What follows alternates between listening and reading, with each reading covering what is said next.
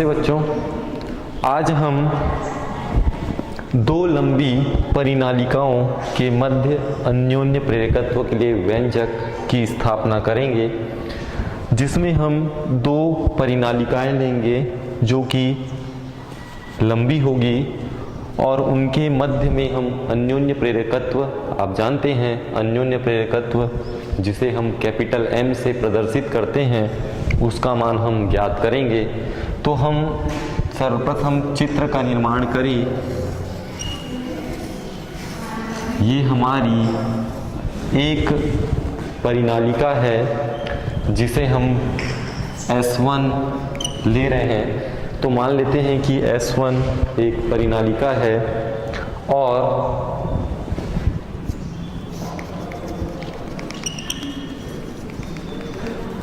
ये जो dotted dash dash dash dash के रूप में मैं बना रहा हूँ, ये है परिनालिका S2। तो इस प्रकार से S1 और S2 दो परिनालिकाएं हुई। तो हम कहेंगे कि मान लो S1 और S2 दो समाक्षीय एक ही अक्ष में होने के कारण इसे हम कहेंगे समाक्षीय। तो दो समाक्षीय परिनालिकाएं हैं। S1 S2 दो समाक्षीय परिनालिकाएं हैं जिनमें फेरों की संख्या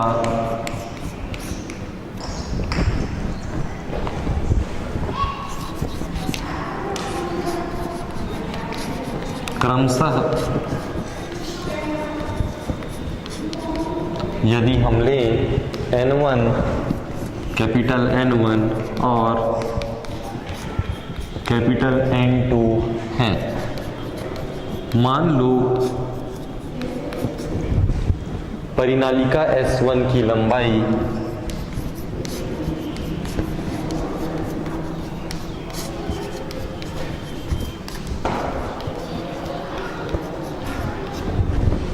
हम ले स्मॉल l1 तथा S2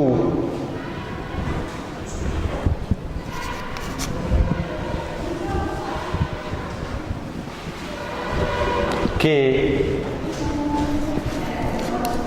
अनुप्रस्थ काट का क्षेत्रफल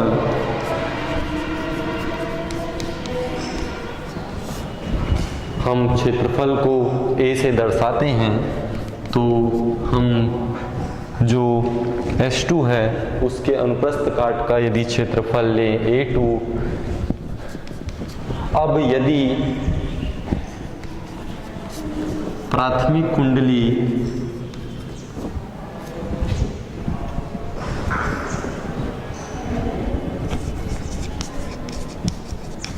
में बहने वाली धारा I हो, बहने वाली धारा यदि I हो, तो उसके भीतर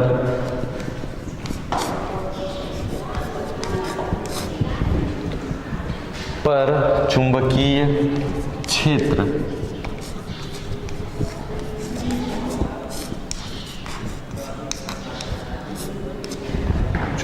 क्षेत्र को हम B से कैपिटल B से प्रदर्शित करते हैं।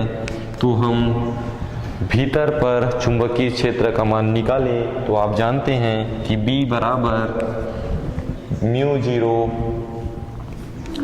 N1 I/L ये होता है। तो B बराबर हम लिखेंगे μ0, प्राथमिक कुंडली के लिए हम ले रहे हैं तो फेरों की संख्या हम ले रहे हैं S1 के लिए N1, तो हम लिखेंगे N1 बहने वाली धारा I बटे जो लंबाई है वह L। अब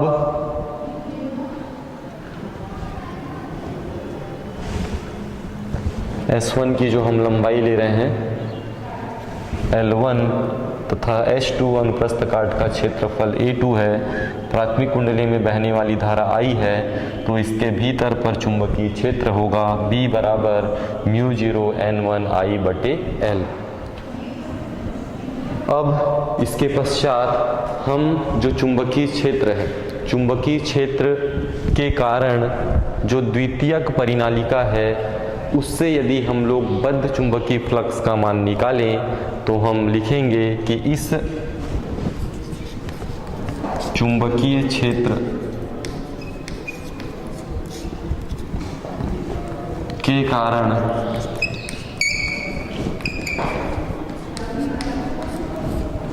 द्वितीयक परिनालिका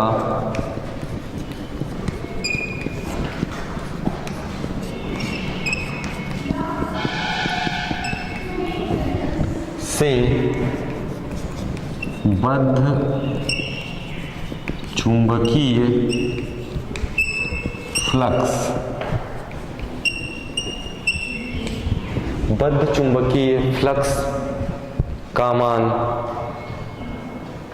आप जानते हैं कि बद्ध चुंबकीय फ्लक्स को हम किससे प्रदर्शित करते हैं, फाई से प्रदर्शित करते हैं। तो बद्ध चुंबकीय फ्लक्स फाई बराबर, हम द्वितीयक परिनालिका के लिए ले रहे हैं तो द्वितीयक परिनालिका में फेरों की संख्या है N2, तो N2, उसके पश्चात चुंबकीय क्षेत्र लेते हैं हम B और क्षेत्रफल लेते हैं A2।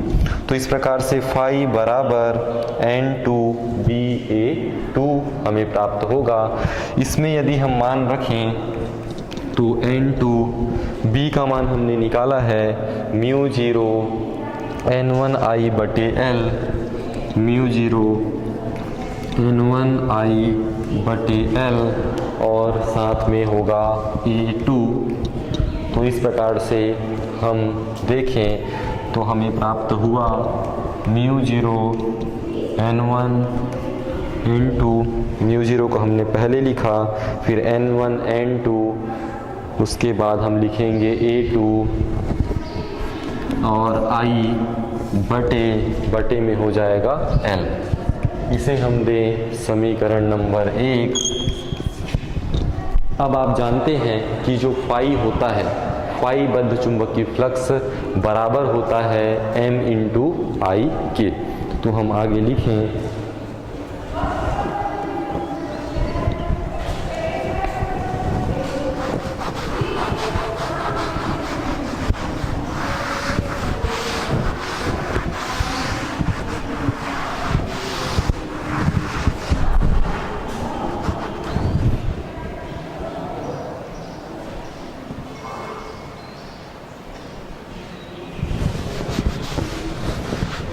तो हम जानते हैं किंतु फाई बराबर होता है M/I। ये हम जानते हैं कि फाई बराबर होता है M/I के। तो इसे हम देंगे समीकरण 2। अब समीकरण जो 1 है और जो समीकरण 2 है,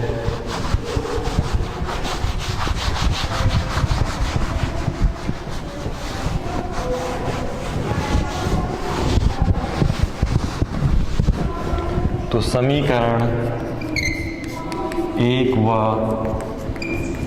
समीकरण 2 से, समीकरण 1 व समीकरण 2 से हम यदि देखें तो फाई बराबर देखिए μ0 N1 N2 A2I/L है।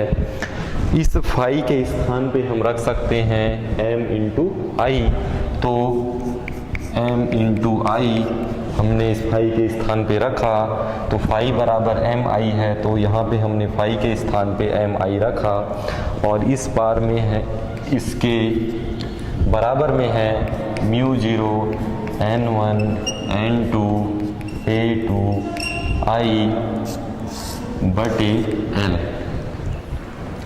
तो दोनों पक्षों में हम देखें तो यहाँ भी I है और यहाँ भी I है, हम आपस में उसे कैंसल कर सकते हैं। तो इस प्रकार से जो अन्योन्य प्रेरकत्व m बराबर प्राप्त होगा वह होगा μ0 n1 n2 a2 बटे l। और यही क्या होगा, ये जो व्यंजक है यही दो लंबी परिनालिकाओं के मध्य अन्योन्य प्रेरकत्व के लिए व्यंजक है। अन्योन्य प्रेरकत्व कैपिटल M बराबर μ0 n1 n2 a2 बटे l। यदि हम इसे अगला समीकरण दें तो ये हो जाएगा हमारे पास समीकरण 3 और यही व्यंजक है। और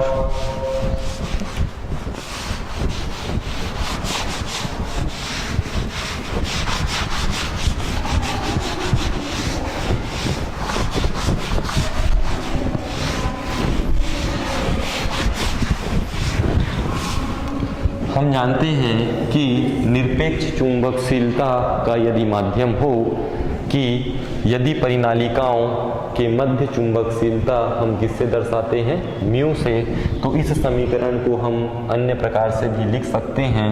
हम लिखेंगे यदि परिनालिकाओं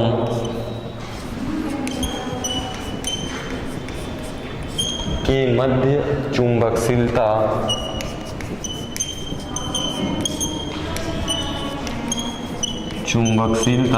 हम म्यू से प्रदर्शित करते हैं, म्यू हो, तो हम लिखेंगे कैपिटल M बराबर μ0 के स्थान पे हम क्या लिखेंगे, म्यू n1 n2 a2 और बटे में हो जाएगा l।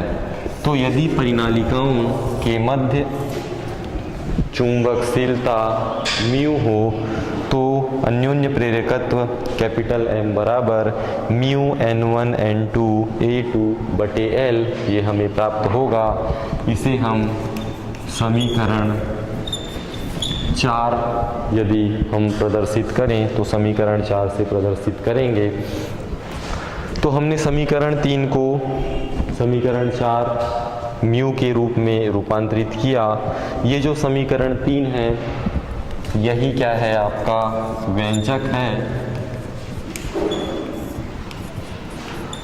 अब यदि हम देखें कि दो लंबी परिनालिकाओं के मध्य जो अन्योन्य प्रेरकत्व है वह किन किन बातों पर निर्भर करता है या किन किन कारकों पर निर्भर करता है, तो हम समीकरण यदि 4 की सहायता से देखें तो समीकरण 4 को मैं यहाँ पे लिख लेता हूँ।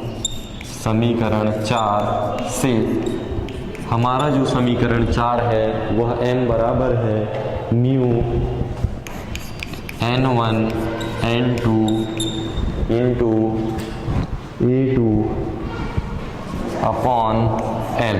ये हमारा समीकरण 4 है, mu n1 n2 a2 upon l, इसे मैंने वहाँ पे लिखा है। अब समीकरण 4 से हम देखें कि किन किन कारकों पर निर्भर करता है, तो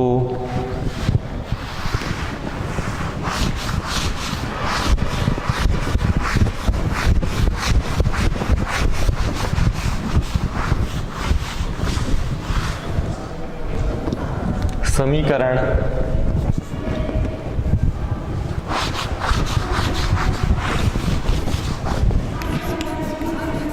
4 से निर्भर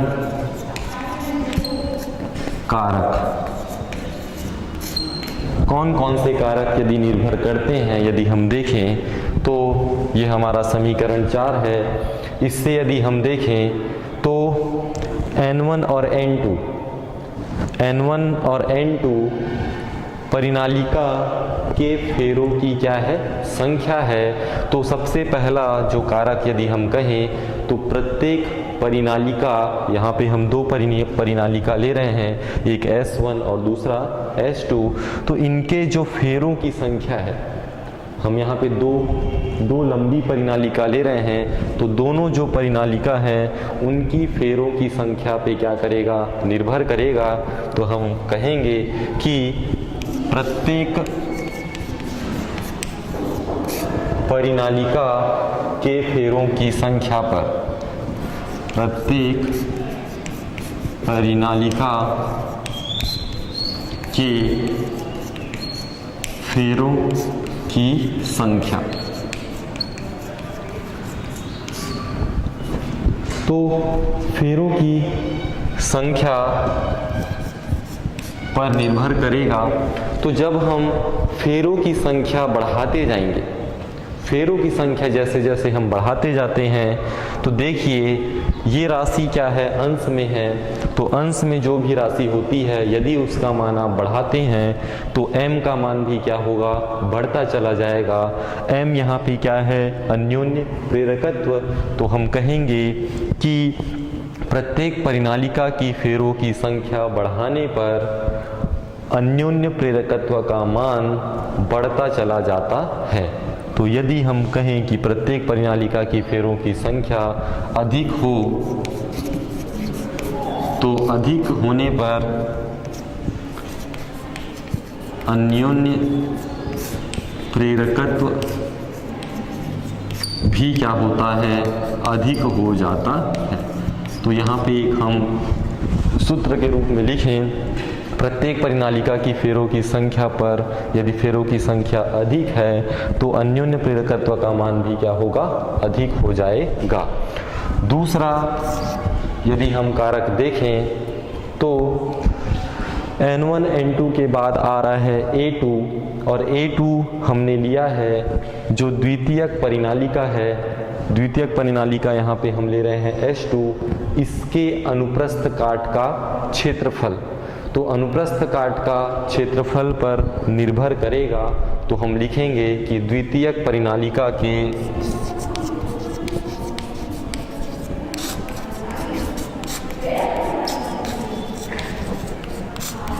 अनुप्रस्थ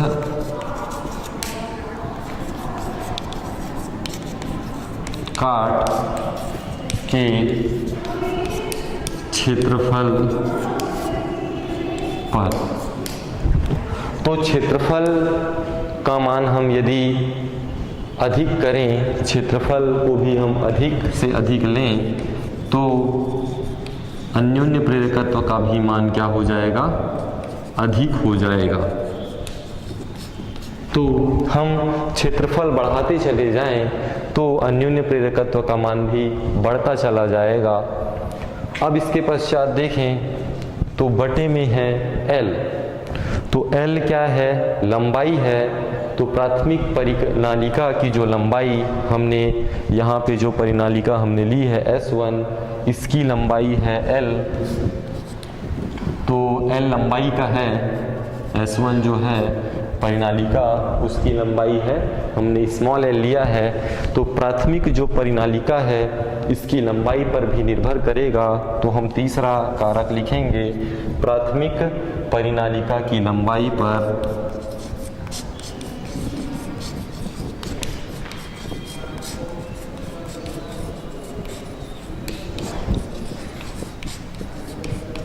तो प्राथमिक परिनालिका की लंबाई हमने L1 लिखा था, वो L1 नहीं होगा, प्राथमिक परिनालिका की लंबाई L होगा, आप सुधार लेंगे।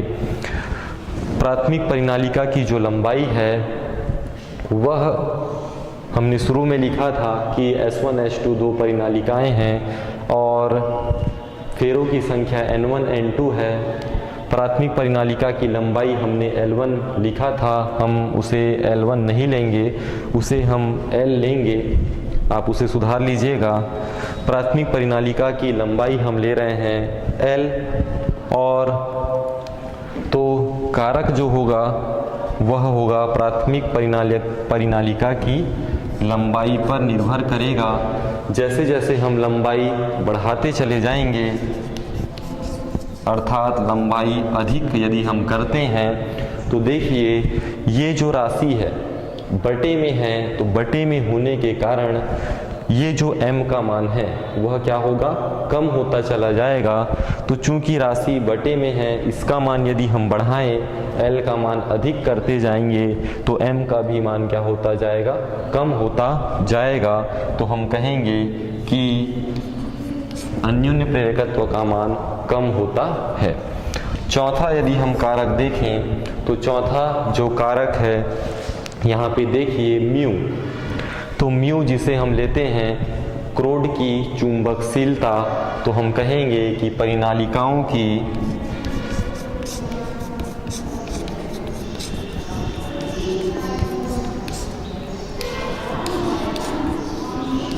क्रोड की चुंबकशीलता पर, तो परिनालिकाओं की क्रोड की चुंबकशीलता जैसे जैसे हम बढ़ाते जाएंगे या अधिक करते जाएंगे तो अन्योन्य प्रेरकत्व का मान भी बढ़ता जाता है। तो हम कहेंगे कि बढ़ जाता है। तो इस प्रकार से जो हमारा समीकरण 4 है, इससे हम कारक निकाले कि अन्योन्य प्रेरकत्व जो है प्रत्येक परिनालिका के फेरों की संख्या पर निर्भर करता है। फेरों की संख्या अधिक होगी तो अन्योन्य प्रेरकत्व का मान भी क्या होगा, अधिक होगा। दूसरा, द्वितीयक परिनालिका के अनुप्रस्थ काट के क्षेत्रफल पर जैसे जैसे आप क्षेत्रफल बढ़ाते जाएंगे अन्योन्य प्रेरकत्व का मान भी अधिक होता जाएगा। प्राथमिक परिनालिका की लंबाई पर लंबाई बढ़ाते जाएंगे तो चूंकि बटे में है तो हम कहेंगे कि अन्योन्य प्रेरकत्व का मान भी कम होता जाएगा। परिनालिकाओं की क्रोड की चुंबकशीलता अर्थात म्यू हम ले रहे हैं, इसका मान यदि हम बढ़ाते जाएं तो अन्योन्य प्रेरकत्व का मान बढ़ता चला जाता है। तो हमने जो सूत्र है उसकी सहायता से हमने कारक यहाँ पे अध्ययन किया। इसके पश्चात अब हम आगे बढ़ते हैं। आपने पढ़ा है स्वप्रेरण और अन्योन्य प्रेरण। आपने स्वप्रेरण और अन्योन्य प्रेरण के बारे में अध्ययन किया है। अब यदि इन दोनों में यदि हम अंतर देखें तो आइए हम दोनों में अंतर करते हैं। स्वप्रेरण और अन्योन्य प्रेरण में अंतर।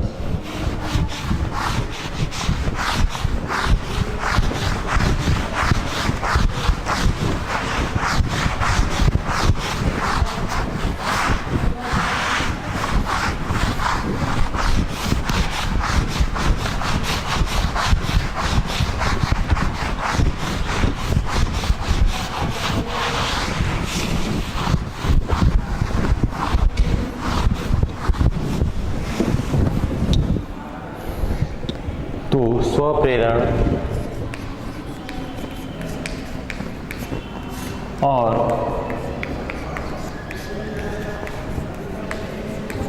अन्योन्य प्रेरण में अंतर।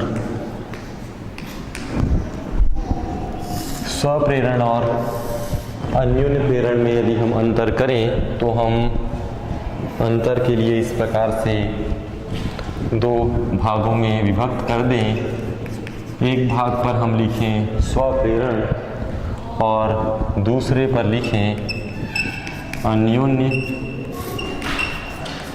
प्रेरण। तो इस प्रकार से हमने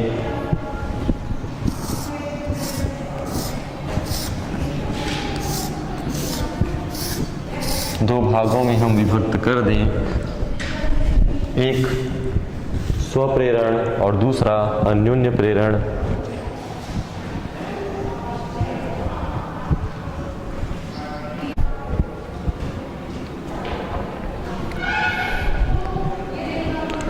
तो हम स्वप्रेरण और अन्योन्य प्रेरण में अंतर करते हैं। आपने स्वप्रेरण और अन्योन्य प्रेरण के बारे में अध्ययन किया है।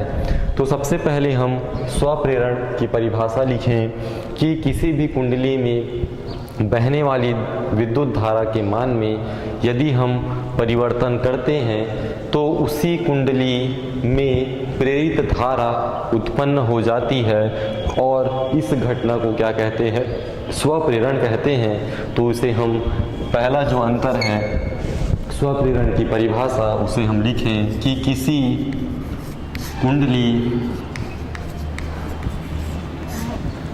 में बहने वाली विद्युत धारा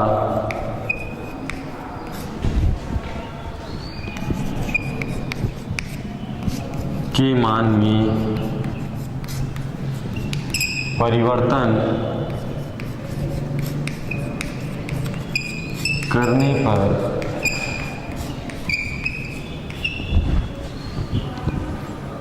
उसी कुंडली में ही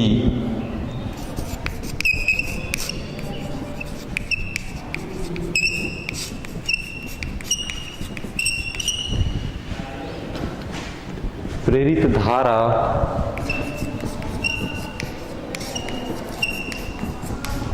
उत्पन्न हो जाती है।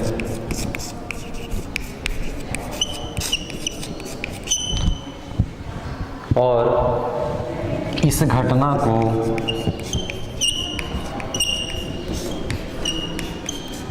स्वप्रेरण कहते हैं। तो पहला जो हमने अंतर किया वह इसकी परिभाषा। इसी प्रकार से हम अन्योन्य प्रेरण में लिखेंगे कि किसी भी कुंडली में बहने वाली विद्युत धारा के मान में यदि परिवर्तन करें तो पास रखी जो दूसरी कुंडली है उसमें प्रेरित धारा उत्पन्न हो जाती है और इस घटना को हम कहते हैं अन्योन्य प्रेरण। उसे हम यहाँ लिख लें कि किसी कुंडली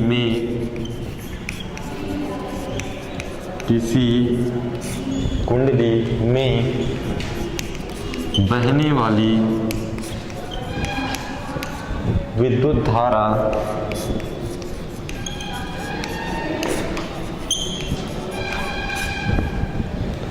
के मान में परिवर्तन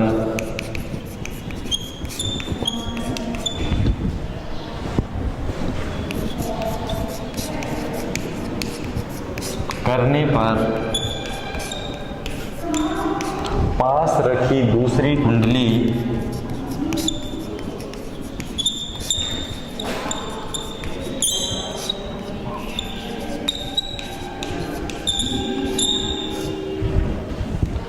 में प्रेरित धारा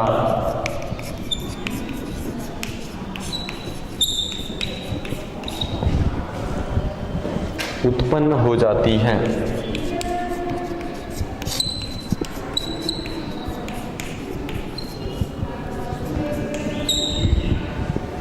इस घटना को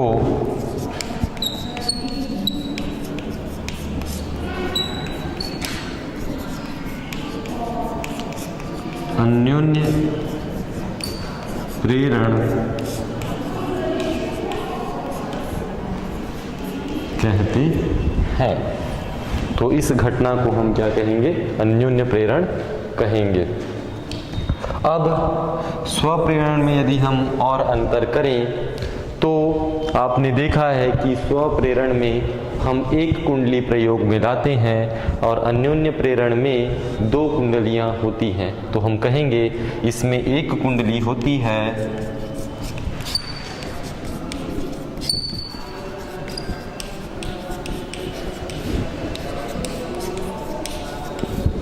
और अन्योन्य प्रेरण में आप कहेंगे इसमें दो कुंडलियां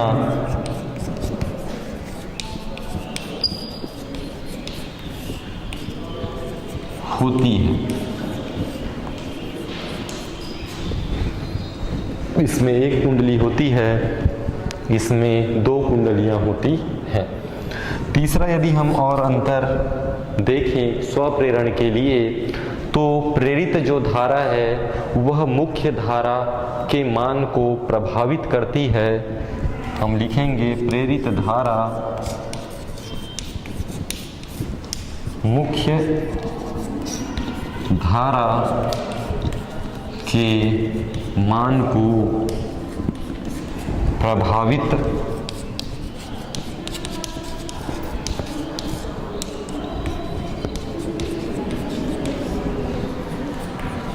करती है और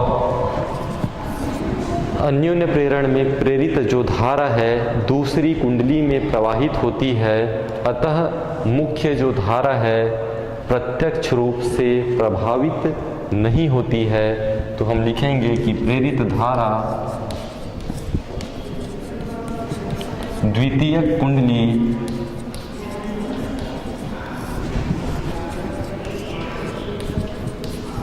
में प्रवाहित होती है। अतः मुख्य धारा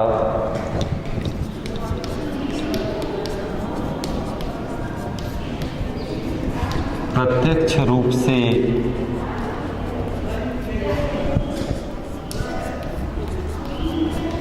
प्रभावित नहीं होती है।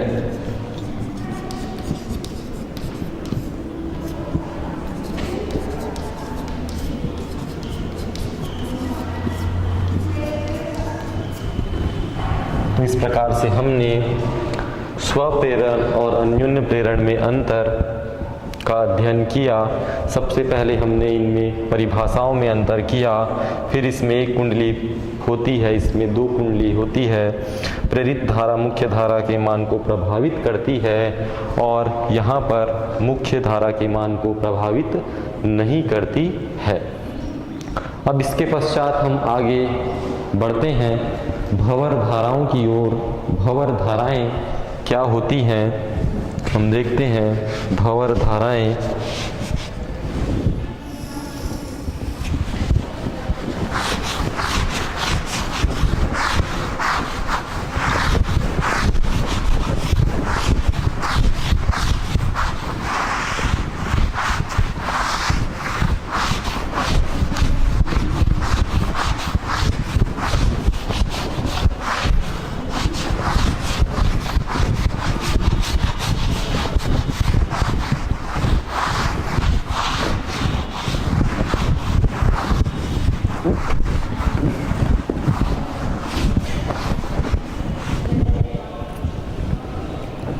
भंवर धाराएं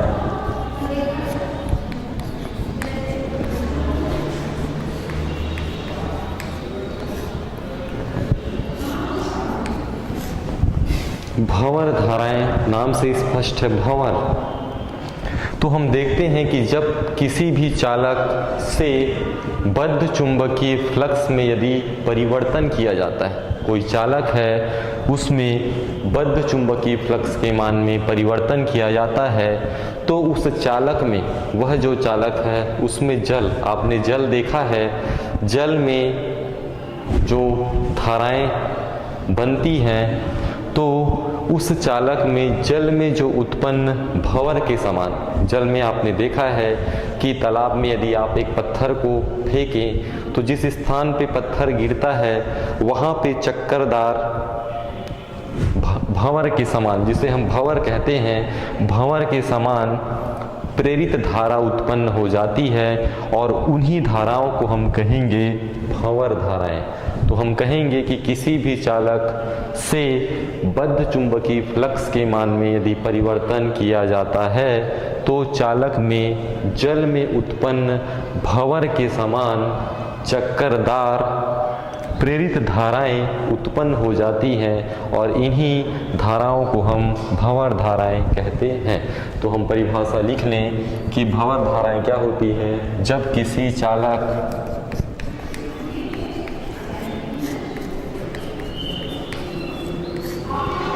से बद्ध चुंबकीय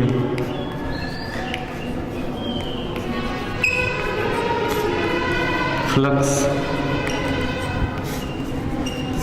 के मान में परिवर्तन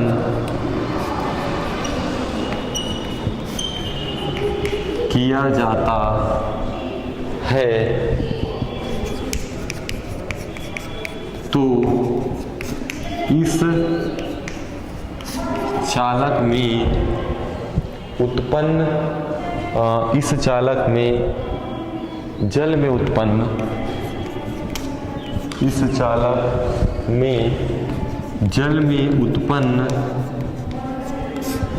भंवर के समान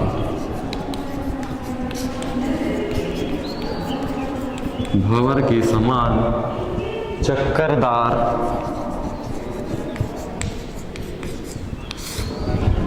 प्रेरित धाराएं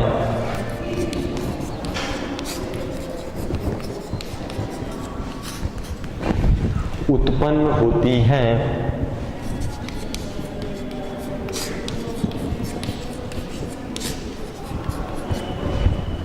जिन्हें भंवर धाराएं कहते हैं।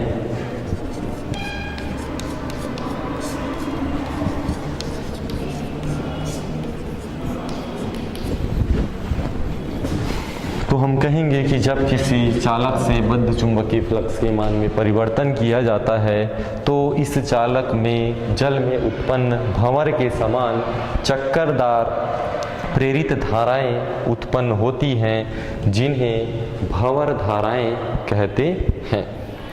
अब जो भंवर धाराएं हैं इनको हम देखें तो भंवर धाराओं से हानि होती है। तो भंवर धाराओं से जो हानि है और उन्हें कम करने के उपाय क्या हैं? तो जो ट्रांसफार्मर आपने देखा है, ट्रांसफार्मर होता है, डायनेमो होता है, प्रेरण कुंडली होती है। इसमें जो क्रोड होता है उसमें मुलायम लोहे का बना हुआ एक क्रोड होता है और इन उपकरणों में आपने देखा है कि प्रत्यावर्ती धारा प्रवाहित की जाती है। तो क्रोड पर चुंबकीय फ्लक्स के मान में क्या होगा? परिवर्तन होगा। और बद्ध चुंबकीय फ्लक्स के मान में परिवर्तन होगा तो वहाँ पे भंवर धाराएं उत्पन्न होंगी। और भंवर धाराएं यदि उत्पन्न होती हैं तो वहाँ पे विद्युत ऊर्जा, जो कि विद्युत ऊर्जा है, उसका उष्मा ऊर्जा के रूप में क्षय होने लगता है। तो भंवर धाराएं क्या करती हैं? विद्युत ऊर्जा का उष्मा ऊर्जा के रूप में क्षय करती हैं। तो इन क्षय को रोकने के लिए हम क्या करते हैं कि भंवर धाराएं जो हैं इनको हमको कम करना है, रोकना है। तो रोकने के लिए जो ट्रांसफार्मर है, ट्रांसफार्मर में जो क्रोड होते हैं अर्थात लोहे की पट्टियां बहुत सारी उसमें लगी होती हैं। तो भंवर धाराओं को कम करने के लिए आप याद रखिए कि भंवर धाराओं को कम करने के लिए क्रोड पटलित एक शब्द आ रहा है पटलित। तो भंवर धाराओं को कम करने के लिए जो क्रोड है उसे पटलित बनाया जाता है। कैसा बनाया जाता है? पटलित बनाया जाता है। अर्थात ये पटलित से क्या तात्पर्य है कि जो लोहे की, जो मुलायम लोहे की पट्टियां होती हैं, ट्रांसफार्मर में बहुत सारी पट्टियां लगी होती हैं। तो जो पट्टियां हैं, बहुत सारी जो पट्टियां हैं, इन पट्टियों पर विद्युत रोधी पदार्थ में यदि हम लें तो वार्निश, आपने वार्निश देखा है, तो वार्निश की इसमें तह लगा देते हैं, तह बना देते हैं और इसे एक आवश्यक मोटाई का बना लेते हैं। तो कई पट्टियां हैं, पट्टियों के ऊपर क्या करते हैं? वार्निश लगाकर कई पट्टियों की एक मोटी संरचना हम बना लेते हैं। और ऐसा करने से क्या होता है कि जो क्रोड है, जो क्रोड आपका तैयार होगा, उस क्रोड का जो प्रतिरोध है, प्रतिरोध का मान बढ़ जाएगा। तो क्रोड पटलित बनाए जाने पर प्रतिरोध का मान क्या होता है? बढ़ जाता है। और बढ़ जाने के पश्चात भंवर जो धाराएं हैं उनका मान बहुत ही क्या होगा? कम होगा। तो जो विद्युत ऊर्जा है उसका उष्मा ऊर्जा के रूप में जो क्षय है वह कम होगा। तो भंवर धाराएं जो कि ट्रांसफार्मर डायनेमो प्रेरण कुंडली में होता है और इनके क्षय को हम कम कर सकते हैं। कैसे? ट्रांसफार्मर के क्रोड जो है उसको हम पटलित बनाकर, क्रोड को पटलित बनाकर भंवर धाराओं को हम कम कर सकते हैं। और भंवर धाराओं का यदि हम अनुप्रयोग देखें कि कहाँ कहाँ पे इसका अनुप्रयोग होता है, तो हम लिखें अनुप्रयोग। तो भंवर धाराओं का जो अनुप्रयोग है वह धारामापी को रुद्धदोल बनाने में, धारामापी को रुद्धदोल बनाने में किया जाता है।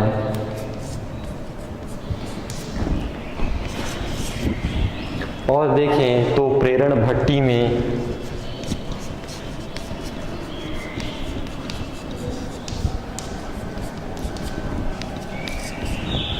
विद्युत ब्रेक आपने देखा है, विद्युत ब्रेक जो कि ट्रेनों में पहिए को रोकने के लिए किया जाता है। तो विद्युत ब्रेक प्रेरण मोटर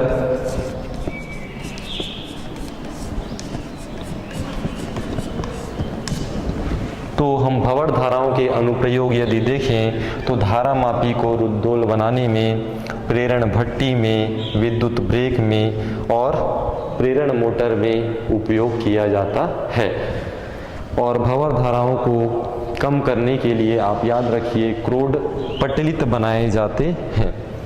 इसके पश्चात हम कुछ तथ्यात्मक प्रश्न लेते हैं कि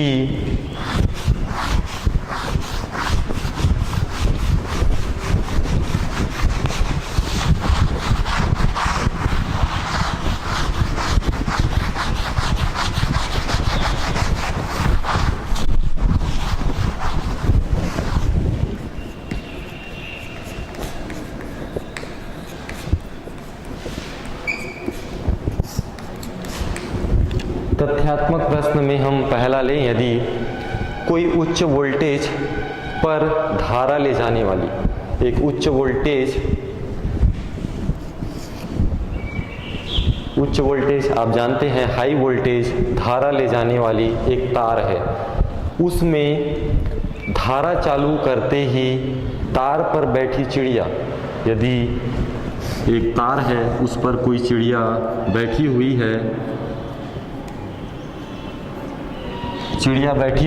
है और उच्च वोल्टेज हाई टेंशन आपने तार देखा है, तो उच्च वोल्टेज तार पर हम जैसे ही विद्युत धारा चालू करते हैं उस तार पर बैठी चिड़िया एकाएक उड़ जाती है। यदि हम देखें कि वो चिड़िया क्यों उड़ जाती है, आपने देखा होगा कई बार कि जो तार है, तार पर चिड़िया बैठी होती है और वह एकाएक उड़ जाती है। तो इसका कारण क्या है? तो हम देखें कि जो चिड़िया है, धारा चालू करते ही चिड़िया का जो शरीर है, शरीर पर प्रेरित धारा बहने लगती है। तो अभी हमने पढ़ा है प्रेरित धारा के बारे में। और जैसे ही तार पर विद्युत धारा हम चालू करते हैं तो प्रेरित धारा जो है चिड़िया के शरीर में बहने लगती है। उनके जो पंख हैं, चिड़िया के दो पंख होते हैं, तो दोनों पंख में विपरीत धारा, प्रेरित धारा के कारण क्या होगी? विपरीत धाराओं के कारण वो क्या होंगे? प्रतिकर्षित होंगे और प्रतिकर्षित होके क्या होंगे? फैल जाएंगे। तो इस प्रकार से चिड़िया के शरीर में प्रेरित धारा उत्पन्न होती है और पंखों में क्या होता है? प्रतिकर्षण होता है और पंख जो हैं विपरीत दिशा में फैल जाते हैं और चिड़िया जैसे ही विद्युत हम धारा चालू करते हैं और चिड़िया क्या होती है? उड़ जाती है। तो इसका कारण हम कहेंगे कि धारा चालू करते ही चिड़िया के शरीर पर प्रेरित धारा उत्पन्न हो जाती है या प्रेरित धारा बहने लगती है। दोनों पंख जो होंगे वह विपरीत दिशाओं में क्या होंगे? प्रतिकर्षित होंगे और प्रतिकर्षित होके क्या होंगे? फैल जाएंगे और फैल जाने के पश्चात जो चिड़िया है विद्युत धारा चालू करते ही तार से क्या होगी? उड़ जाएगी। तो पहला जो हमने प्रश्न देखा वह कि उच्च वोल्टेज पर तार है, उच्च वोल्टेज के तार पर चिड़िया बैठी है तो चालू करते ही चिड़िया उड़ जाती है। दूसरा यदि हम देखें प्रश्न कि आपने देखा होगा कि विस्फोटक पदार्थ ले जाने वाला ट्रक है, एक ट्रक है, कोई ट्रक है,